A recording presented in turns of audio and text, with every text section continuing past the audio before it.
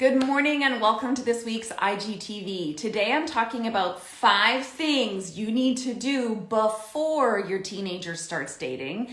Because let's face it, teens and dating, your baby becomes not your baby anymore. Ew! And then there's all the fear and how you keep them safe and how is this possibly going to roll out in a way that you can actually be okay with. Let's all take a deep breath. All right. Let's jump into this. This is something that I continually am getting asked about is how do I set boundaries around my teen dating? My teen is starting to date. What are the things that I need to do to keep them safe or make sure I feel safe and comfortable, which by the way, no, that might never happen. So again, just take a deep breath. And I wanted to break this down into 5 different steps. And it is actually in this order. So I'm going to deliver those 5 steps to you today and give you specific ways that you can actually execute on those, that you can start carrying those out with your teenager to set your teenager up to have the most, never guaranteed, but the most positive dating experience, as well as being connected with you at the same time. All right, sound good? Okay, let's dive in. My name is Allie Payne. I am a certified life coach, certified relationship systems coach. I've been working with parents of teens for 16 years to help them end the painful disconnections, stressful silences, and emotional blow-ups and build healthy, sustainable relationships based on trust and respect. I was a very promiscuous teen. I was dating and looking for love in all the wrong places. So part of what I'm sharing with you today is coming from my own very broken experience as a teen venturing out into dating and all the things I didn't know that I wished I knew, the support that my parents didn't know how to give me and what I wished I would have known from them. And also now having raised 2 sons, incredible people, and the kind of relationship things that I did my best to instill in them so that their experiences of dating or romantic relationships doesn't have to be quite as painful as mine was. All right, here we go. So let's jump in. So the first thing I want to say is there is no perfect on this, okay? There is no perfect. I am in no way passing condemnation if your teen is already dating and you haven't done some of these things or you think you haven't done some of these things. Great. I love you. I respect you. You are welcome here. I know that you are doing your very best and I will never question that, not for a second. So take what you can from today and you can start now. If you haven't started, you can just start now. That's okay. All right. All right, so the first thing about protecting your teen or setting your teen up for success in their dating career, because we all kind of have a career before it goes from dating to like permanent and serious, is self-esteem and self-worth. This is one of the biggest pitfalls that I am hearing about, reading about, getting messaged about daily that gets in the way of a healthy dating experience for teenagers. Is that teenagers, in my experience, today, now, this era, time of our world, teenagers are more ill-equipped for relationships than ever. They are more ill-equipped than ever, and it's really frightening how that is playing out. Now, the teenage brain is already very insecure because of the adolescent brain development, which I won't go into detail now, but here's the part that makes the teen brain so wildly insecure, is that as the adolescent brain growth is the second and final brain growth stage of our lifetime. It is massive. It is as big as the toddler brain growth and development stage. Those are the 2 big ones. And in that process, what happens in our brains is that the who we knew we were, so who your child okay? Who your child knew they were.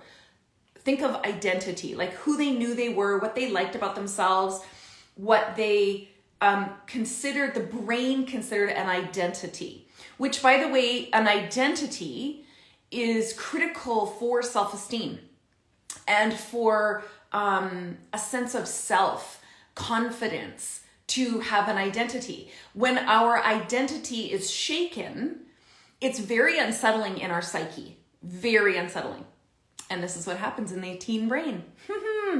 That simple, simplistic, childlike version of identity that your child had, literally gets shaken down in their brain in a process called pruning, where simple neural pathways are actually removed in their brain for the purpose of replacing those neural pathways, simple neural pathways, with far more complex neural pathway systems. So the brain is actually becoming more complex. It is densifying.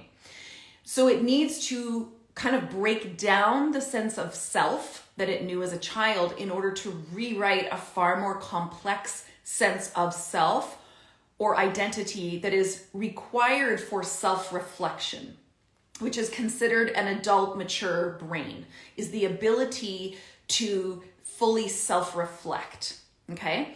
So that is why the teen brain it's that place between who they knew they were and then this huge gap between their new sense of self and identity. And in that gap, their self-esteem drops up to 30%. And it's why the world feels so scary and prickly. It's part of the reason that they're so emotionally reactive and often very defensive, highly sensitive to criticism, judgment, to exclusion, to feeling judged. It's why peer pressure and it's why teens are often attracted to unhealthy relationships, because they're just grabbing onto anything that feels safe or I'm going to put that in quotes, safe or loving, and they will often grab onto something that is unhealthy and toxic. Okay, so that's what I want you to understand about the brain. Now, let's go back to self-esteem and self-worth. This is why teenagers are so insecure, okay? It depends on your child. For teenagers, studies show the height is around 14, or it will begin around 14 years old. Boys, male brains generally develop slightly later. So it might be 15 or 16 for if you have a son, where their self-esteem takes a major hit and they become just far more, really, really highly emotionally reactive, sensitive, and very insecure. So there's a natural part of that. However, having said that, your teenager can still go through that, because they will, and you can still play a very active role in your teenager's self-esteem and worth, so that they know, even though everything feels shaky and scary to them, that they are fully loved and accepted and delighted in your home, in your family. And this is critical. Now, the reason this is so critical is because Gen X and Gen Y, and even some millennial parents, okay, our generation of parents, we were raised in environments that were more performative. It was do or be what I need you to do or be so I can deem you as worthy and lovable and acceptable. There was no room for emotions. They were messy, uncontrollable. They were embarrassing and non-linear. So let's just not do emotions. Let's just do performance and earned worth, etc. So if we were raised in that environment, if you were raised in that place, this might feel inherently more challenging for you to then offer an emotionally safe space for your teenager if you did not have that modeled for you. Not because your parents are bad or evil. That was parenting of the time, okay? And this is probably the most critical thing that you as a parent will help your teenager develop, that will literally protect them from every single risk factor across the board, is creating a space where your teenager So it means affirming their self-worth, which isn't like blowing smoke up their butt. That's not what I'm talking about. It's critical that you understand your teenager's love language. So the 5 love languages quiz is a free, you can Google it, by Dr. Gary Chapman, 5 love languages quiz. You can take the quiz, it's free. Even if your teenager doesn't want to take it, that's fine, please don't force them. You can probably, once you understand the 5 love languages, you can see how they express things to their friends, to their siblings, to you, etc., and sort of guess what their love languages are, because building someone's self-esteem and self-worth means understanding how their brain is default wired to receive love. It doesn't mean that you now put your own anxiety of your teen dating and you start projecting that onto your teen by going, oh, you're okay. No, I love you. No, you're amazing. You don't need to, no, like, not that, okay? It means that to affirm your teenager's esteem and self-worth is to not focus on external performance markers like grades, percentages, sports, clubs, other achievements. Although you can acknowledge those, we don't obsess or focus on them as previous generations, which have created massive levels of anxiety in our generation. And one of the biggest levels of burnout, because we continue to seek our self-worth in external performance. So we're not doing that anymore. Nope. Cutting that out. That's of yesteryear. That's a long time ago, by the way, yesteryear. So we are now learning to affirm our children in their character. Like, what do you notice when you talk to your friends about your child? What kind of things do you say? Because if you only talk about performance, that might be a critical indicator that your focus, because that's what you may have learned, is on their performance. What kind of things do you share with your family or your friends about your child? About what you sincerely love about them, notice about them, their weirdness, their quirks, their differences, because if you are only celebrating your teenager's similarities, but you are dodging the differences because it makes you uncomfortable, your teenager is probably not going to think that they have a lot of worth, because what they're learning is they need to be like you to be loved by you. We don't do that, right? Can I get a heck yeah? We don't do that. Okay, so building their self-worth is about celebrating the who they are, even if it's different from you. And the more you find that difficult, the more I'm going to challenge you to lean in and say, I noticed it, like, this is how you do this, and I don't get that. Show me. You get curious about your differences. You continue to celebrate things that they do that are very unique to them. That builds self-esteem and self-worth. Of course, you can acknowledge their efforts toward external achievement. When they worked really hard at something, when they dedicated a certain amount of time, when they prioritized something, you acknowledge effort. And yes, if your child goes all out and they get like an A, or they get like athlete of the year or something, of course acknowledge it. It's about not obsessing over it so they don't think that their worth is connected only to the kind of achievement. So self-esteem and worth, belonging, true belonging. Now, this is all under step 1. I know, I'm 18 minutes in and we're only at step 1. Don't worry, the other ones aren't going to take as long. But these are the foundation. If you can consider this like a triangle, setting 5 ways to set your teen up to dating success. It's like a triangle, okay? And I'm at the base. I'm at the big, meaty, chunky part at the base, which if you ignore this part, well, you'll be one of those people who might be messaging me every day that your teen is now it's a scary situation, okay? So building their self-esteem and self-worth is, I've talked about affirming them. True belonging. True belonging is that they can bring all of themselves, their mess, their differences, and they are welcome, delighted in. They don't feel judged or criticized, which I'm careful about that, because the teen brain is you could say, good morning, my sweet, and they could be like, you hate me. So I understand that the teen filter is very strong, and even to the point where its perception of truth is a little off. And they might still feel judged and criticized, even if you're being like parent of the year. I got it. I got that. just keep doing your best, that they feel completely welcome, that they can talk to you and you will listen.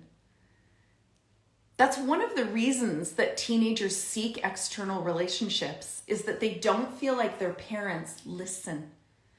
Their parents are more interested in interrupting, fixing, rescuing, correcting, or lecturing for teachable moments, and don't just listen.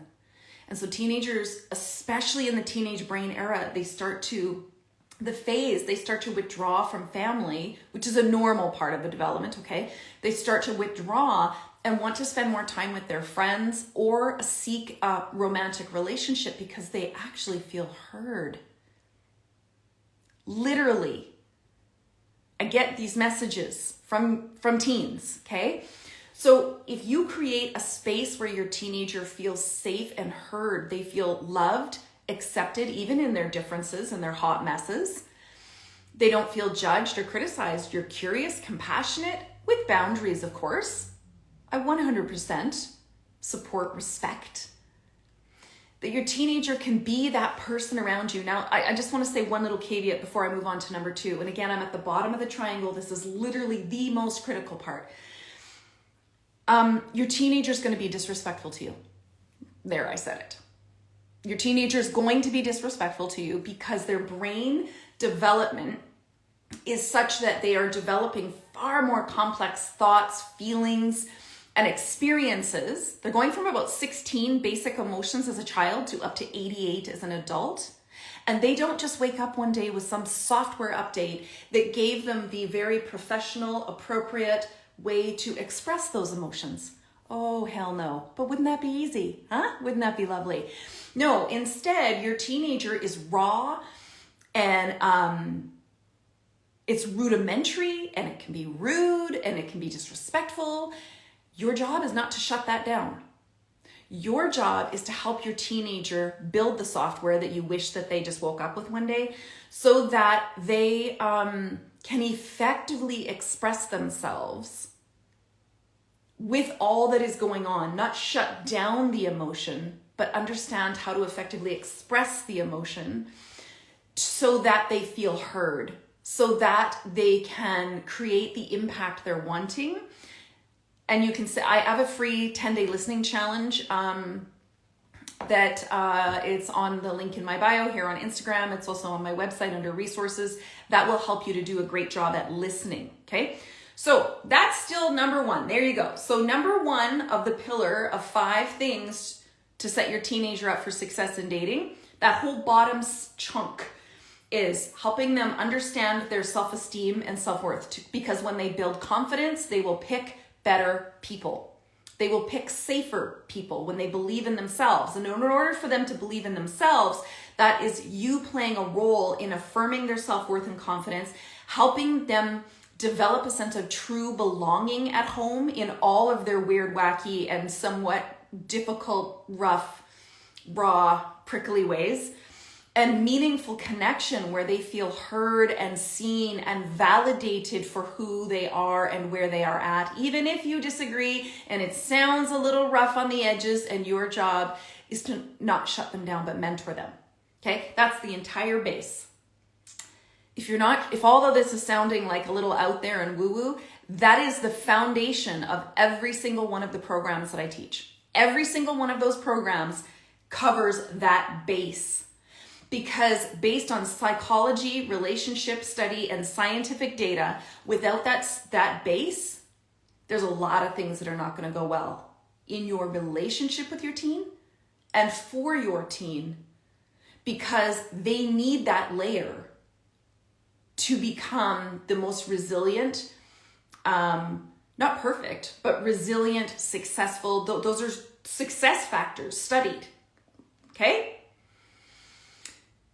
So if you don't understand that, all of my online and in-person programs, my live programs, cover that original, that base. Okay, so that's number 1. Now, the next ones are gonna go faster. I know that might have felt like a lecture. I'm sorry, I cannot stress the value and importance of those enough. I can come out with studies on why that's so important, but let's stick with the dating part right now. All right, so they know who they are and they're confident in who in themselves. Step number 2, help your teenager define what healthy relationships even look like. Again, now, science has shown us that whatever your teenager has seen modeled for them by the age of 7, is what your teenager holds as normal, whatever that is, what holds as normal, and is most likely to go out in the world and recreate in their own life. 7, by the age of 7. Now, I'm not saying this to place blame. I'm not saying this to, say if they pick the wrong person, this is all your fault. Not saying that, okay? I'm telling you, the number of parents that I get who message me on a daily basis to say, my teenager has gone after this terrible person, they're controlling, they're manipulative, they're this, they're that, and I'm saying, okay, they are doing a raw version of what they perceive as normal, what they perceive as love. So step 2 is define healthy relationships. You've got to help your teenager create their own framework. They don't wake up one day and have that how to create a healthy relationship software update installed. It doesn't happen that way. They are going to recreate what they see. So instead, let's make the implicit, the part that their unconscious brain thinks is right or true, or their perception of whatever that was, let's make it explicit and let's actually talk about it. So what you can talk about is to ask your teenager, what does respect mean to you in your relationships? What words, phrases, and behaviors are present so that you know there's respect? And you talk about it relative to their current friends. How do you know a relationship is respectful? What feels respectful to you? What feels disrespectful to you? What does that even look like? And then you can talk about it relative to outside of them, some of your friends might be starting to date now. Like, what do you think? What is a respectful relationship in dating? Because with friends, it is different. What's a respectful relationship in dating? How do you know? Talk about their favorite movies, book, characters. What are respectful relationships that happened in that movie or that book or for that character? And how would you know that would feel respectful? Like, what kind of words, phrases, and behaviors are present so that you know it would feel respectful? And what if it doesn't feel respectful? Again, you can refer to movies, books, characters. And when you depersonalize this stuff, it's a little bit safer to talk about, okay? Same with trust. Do you know that trust is foundational in our life for all healthy relationships? Yet, as studied by Dr. Brené Brown, it's one of the hardest concepts for our brains to describe or get our heads around. Do you ever talk to your teenager, what does trust mean to you? And they might not be able to describe it. So you can say, okay, well, what relationships in your life right now, or which one of your friends do you feel you can trust the most?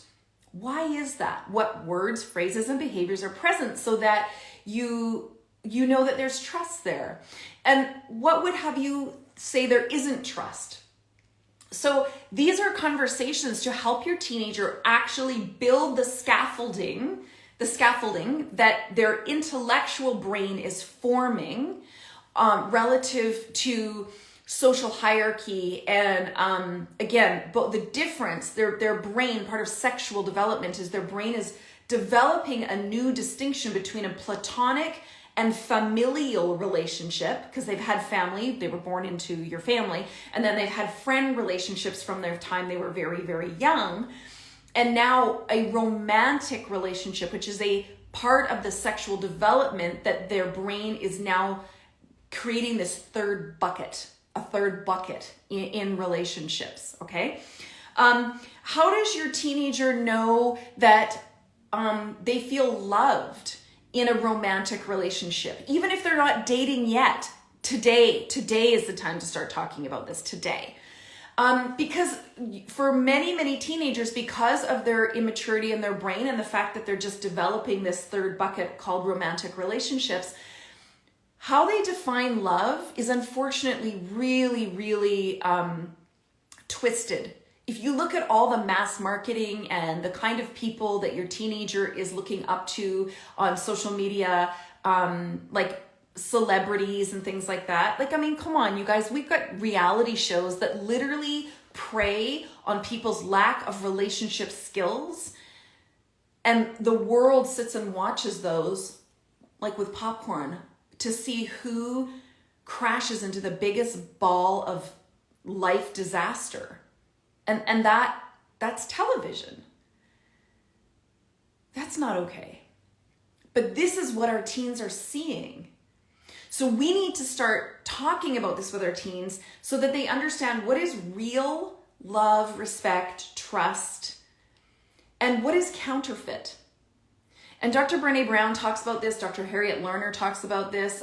Drs. John and Julie Gottman talk about this, that the teen brain doesn't really understand the difference between real and counterfeit.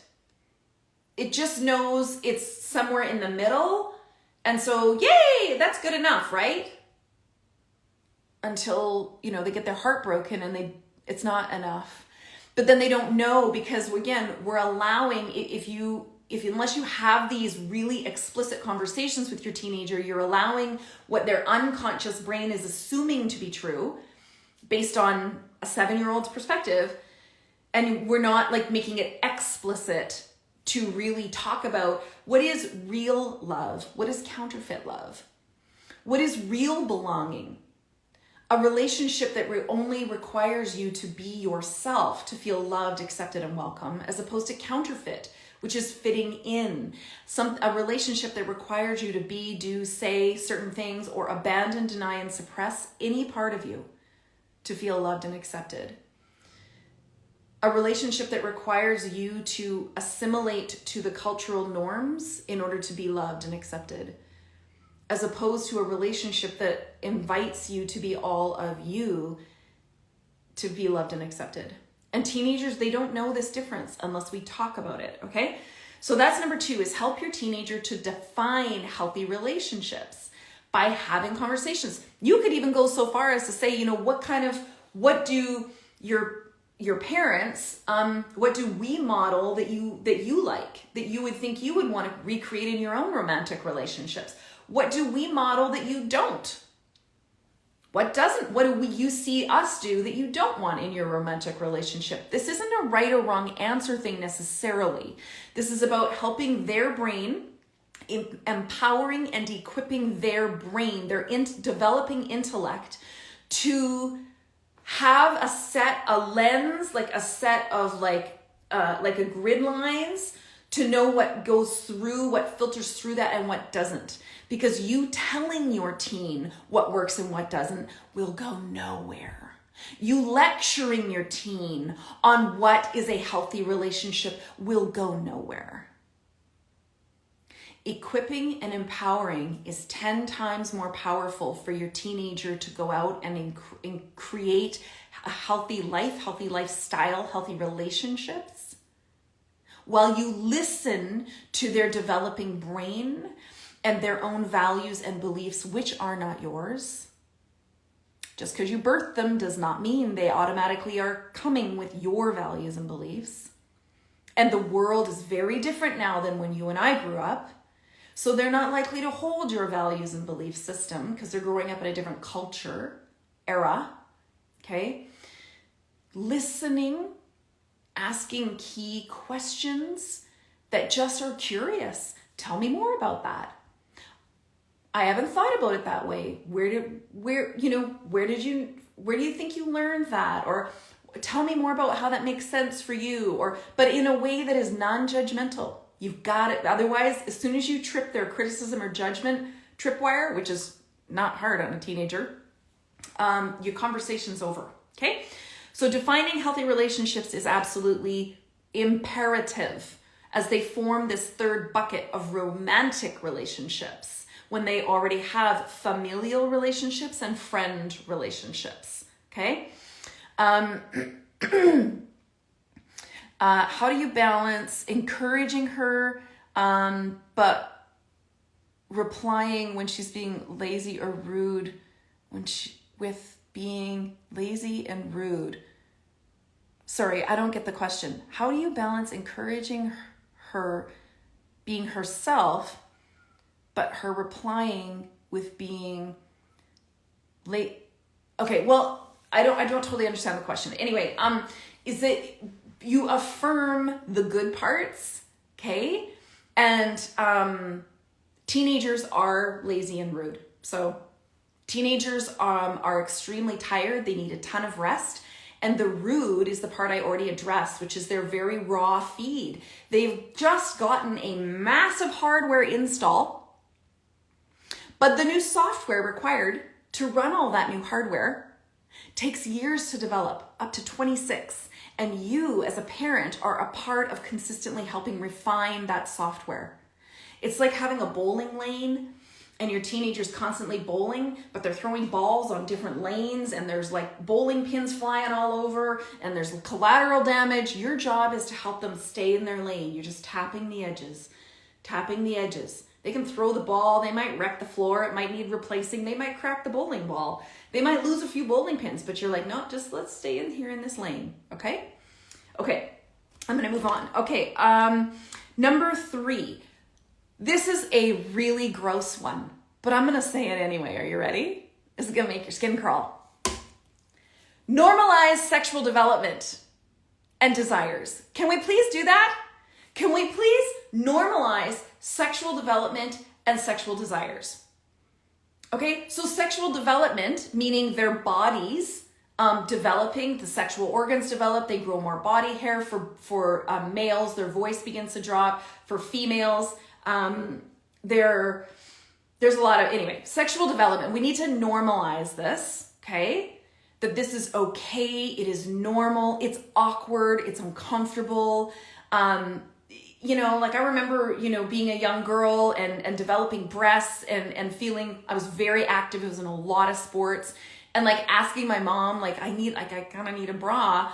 And that she made me prove it to her. Literally, because when she grew up, you didn't need a bra unless you could hold a pencil under one of your new girls. You didn't need a bra. It was called the pencil test. You didn't need a bra unless you help. Okay, I needed a bra before the pencil. But these are things that you normalize with your teen, whether it's period underwear or, for boys, like a wet dream or, having an erection during school and how embarrassing that is. Can we start to normalize sexual development, please? So that, these are really awkward conversations to have with your teen. And the more that you can normalize that and make these really awkward, taboo conversations normal, they will feel safer about their body and what is normal, safer to ask you questions about periods or ejaculation or just like whatever it is. Make it normal. It is a part of our body. It is what we are supposed to do, okay? So can we normalize sexual development? Let's normalize sexual desire. It is normal to be attracted to people physically, to get funky feelings in your body or body parts that start to tingle a little bit when you are feeling sexually attracted to people. The second that you as a parent bring shame toward this part, your relationship with your teen, they're not going to talk to you about stuff. It is not shameful for your teenager at 13 to notice physical attraction. It's not shameful. That is what is supposed to happen. Is it maybe too young for you to be okay with it? I'm sorry, my friend. You don't get a say in when their brain begins to develop and their body. You don't get a say. Okay? You don't have a say. So can we normalize, please? It's okay to feel funny feelings and sexual desire. It's what we do with it is why we're having this conversation. Okay? It's what we do with it, which is normalizing sexual desire and development is also what falls under, pornography or like soft porn, which is a lot of social media and clothing ads these days. Okay? and how sex is glorified in even a lot of these reality shows and things. Like, it's normal to do that. Then you have the conversation within your particular value system and beliefs, not for the purpose of projecting that on your teen, but for the purpose of then getting curious about their values and beliefs. Because I'm going to tell you for free right now, what is first base now is not what was first base when you and I were growing up. What is third base now is not what is third base for your teenager. So you can either get curious about it and be part of that conversation, or you might be the person who's messaging me saying, my teen is dating and blah, blah, blah. Okay, so just start having the conversation. Talk to them about when you started sexually developing and when was your first crush and how awkward was it for you?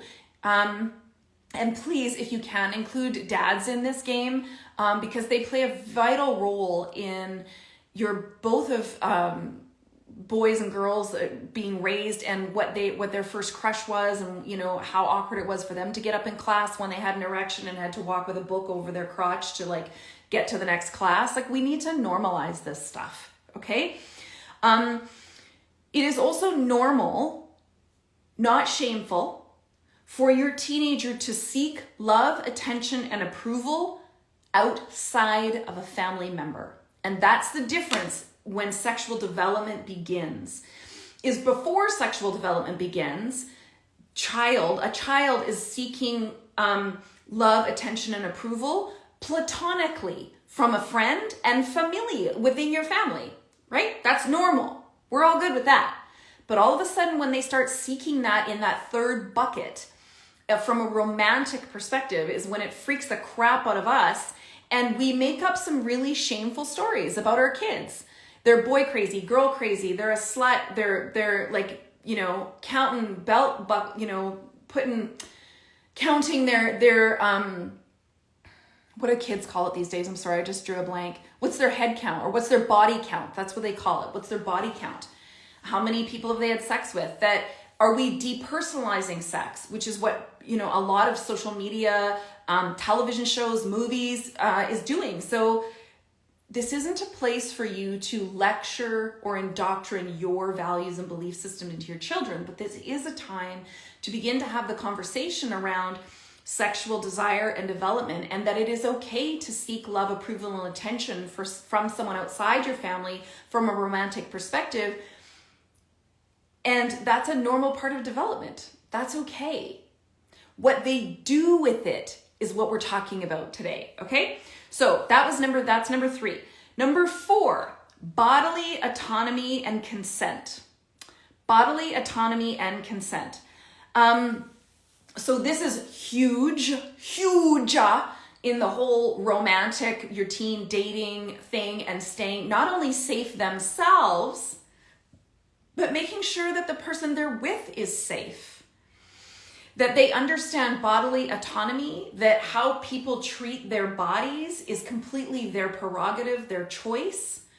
That shaming, manipulating, coercing someone to treat their body in a way that you want them to is a hell no. Hell no. So just here's an example. Let's say, that I don't care if it's a heterosexual relationship or whatever, that like the girl is wearing like normal panties, like bikini panties or something like that, okay? And the person they're dating really wants them to wear a thong.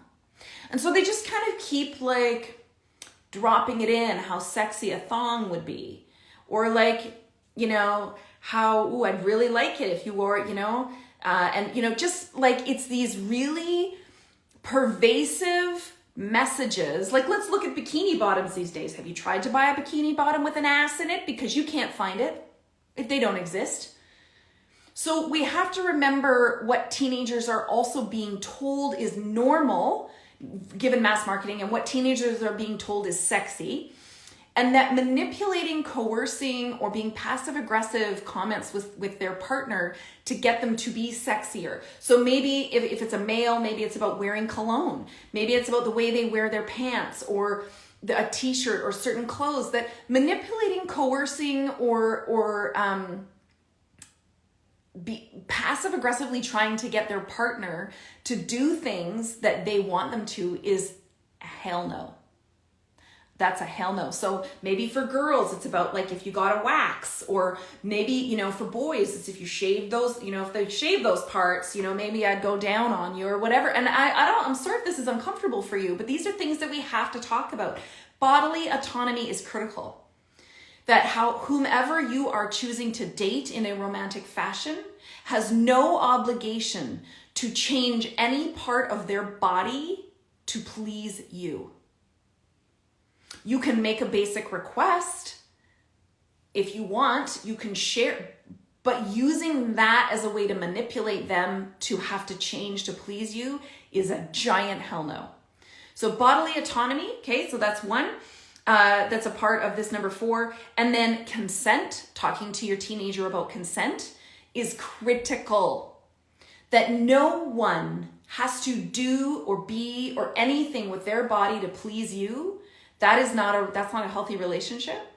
That if your teenager is in a relationship, do they feel safe to say no? Or are they afraid to say no? Now, this also comes up with advocacy. Does your teenager feel safe with the person they might choose to set a boundary around their body about what they feel ready for, what they feel safe doing, and what they don't? And is the person they're dating going to be open to them saying, yeah, I think I'm ready for this, and then we get up to that point and they change their minds and say, you know what, I'm not okay with it?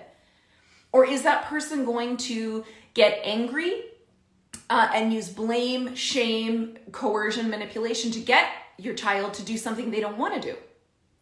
So bodily autonomy and consent, that unless something is an enthusiastic hell yes, then it is not on the table. That your teen understands that other people are not a possession, that no one's body is their circus or their playground, that they don't get to use someone else's body for their own pleasure unless that other person is a fully hell yes consenting part of that. These are all critical conversations to have, okay? Critical conversations to have around bodily autonomy, consent, and saying no. That if you are in a relationship with someone that you don't feel you can say no to, or that you feel that your teenager feels that they are going to have to please in order to feel loved and accepted, that's not a healthy relationship. Okay? All right, and number 5, this is the last one. Number 5, boundaries. Now, here's what I want to point out. Most parents message me about number 5. How do I help my teen is starting to date? How do I help them set boundaries around dating? My teen is starting to date. How do I set... If you'll notice, if you've been here this whole time, this is the final part of the conversation around dating. Not the first, not the front one. This is the final part. Number 5 is setting boundaries. Now, boundaries there's a kind of 2 ways I want to come at this, okay? Boundaries also is you setting boundaries. What does it look like when your teen starts dating for you? Not control. Oh, I'm going to make you question yourself. I want you to take a good hard look at yourself in the mirror and say, what are things am I doing and saying to my teen are good or bad or not allowed because of my own fear that I'm now projecting on my teen? Because boundaries aren't about control. Boundaries are about respect. So you can have house rules, but those aren't boundaries, okay? House rules are house rules. Like, for instance, if your teenager starts dating, what is your policy? What's your house rules around closed doors, being in bedrooms, being on the same floor of the house as you, sleepovers? Is there, the person they're dating, invited to dinner? Are they invited on family activities? Or are they invited on family vacations? And what does that look like? These are all conversations to have with your teen. Some of them are, this is where we're at. And others are, how can we negotiate? How can we discuss this?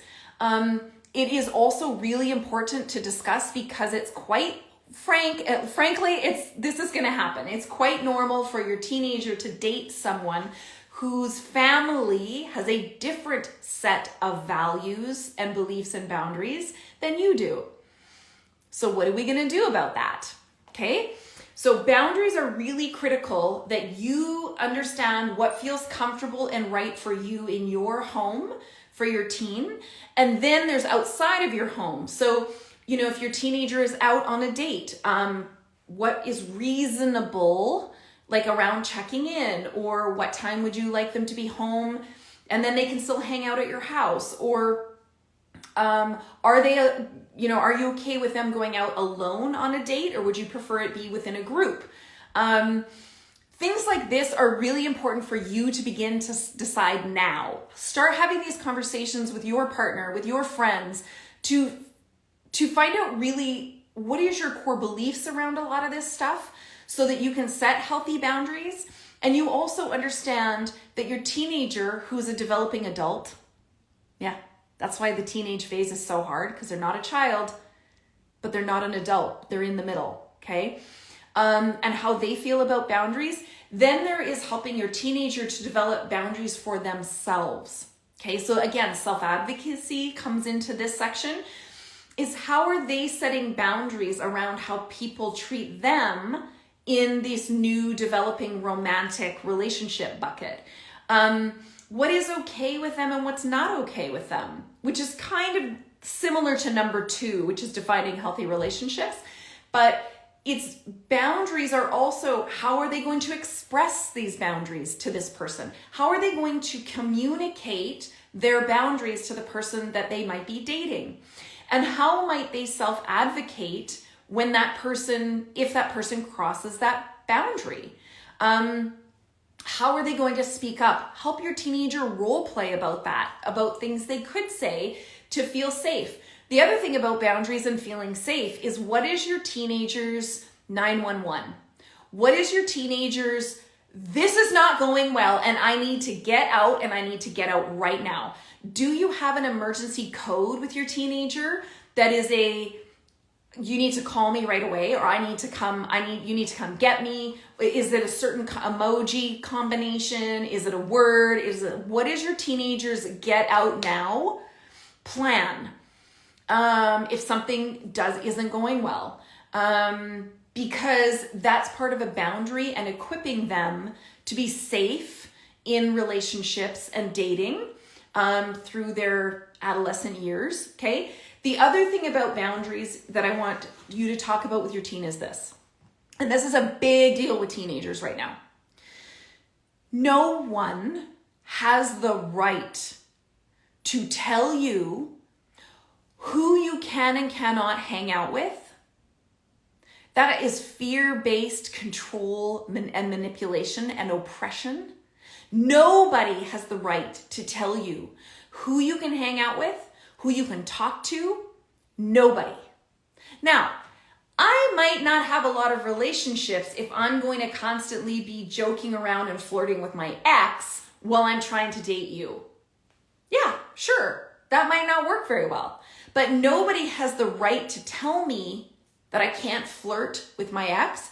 My current boyfriend or girlfriend might have the right to say, "Hey, I don't really feel really respected here, so I'm going to peace out till you work that out." That's their prerogative, but nobody has the right to tell me who I can and cannot hang out with. Let's talk about social media, because this is a giant one. Nobody has the right to tell your teenager who they can and cannot follow, who they can and cannot post pictures of. No one ever gets to tell your teenager what to do with their social media life, their social media identity, their social media participation. That is control for the purpose of oppressing or suppressing to make someone else feel safe. Nobody. I have been through so many conversations about this with teenagers in my life, about boyfriends and girlfriends telling them posts they had to delete, who they had to unfollow, hell no. That is their fear, that other person's fear, and that is their problem. That is not your teenager's problem. And that's a big red flag. And that's why these conversations about boundaries are so important. So important. Now, if you're already concerned about boundaries because your teenager is getting into a relationship that you feel is controlling, toxic, etc., I have some articles about that if you're here on YouTube, I will post that below. And by the way, if you're here on Instagram, tap the follow. And if you're watching on YouTube, please hit the subscribe.